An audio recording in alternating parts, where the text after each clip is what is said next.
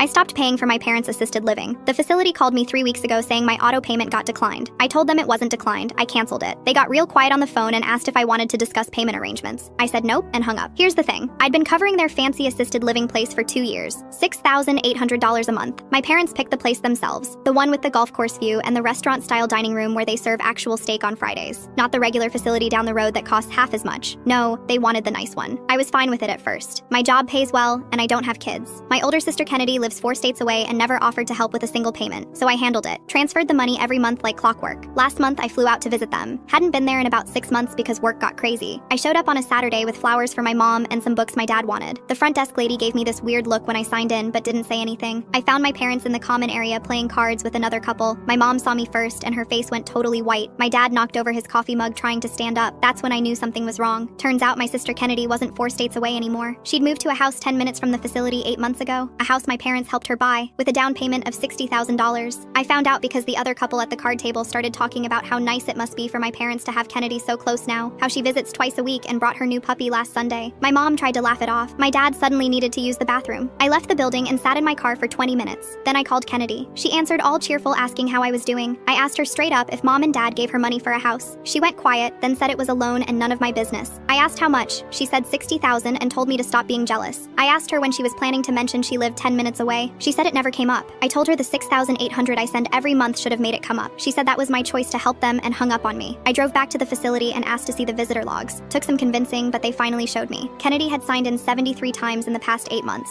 73 times while I was sending money thinking I was their only help. My parents had given Kennedy $60,000 for a house while I paid their rent. My sister visited constantly while I worked overtime to cover their bills, and nobody thought to mention any of it. I called my bank that night and canceled the auto transfer. Then I called the facility and told them I was done. The billing department tried to tell me I had a contract. I told them to read it again because I never signed anything. I just paid the invoices they sent. They couldn't argue with that. My mom called 2 days later crying about how they were going to lose their spot at the facility. I asked if Kennedy could help since she had a whole house now. My mom said the house had a mortgage and Kennedy couldn't afford to help. I asked about the $60,000 they gave her. My mom said that was different because Kennedy needed it for her future. I told her I'd been funding their future for 2 years at $6,800 a month. That's over $160,000. My mom said I made good money and could afford it. I said Kennedy could afford to visit 73 times but never once offered to split the bill. My dad got on the phone and said I was being selfish. He said family helps family. I asked where that energy was when they handed Kennedy $60,000 without telling me. He said I was twisting things and hung up. The facility called again yesterday. They're moving my parents to a shared room in the basic wing since Kennedy can only cover $1,500 a month. No more golf course view. No more Friday steak dinners. My mom left me a voicemail saying I ruined their retirement. I deleted it without listening to the whole thing.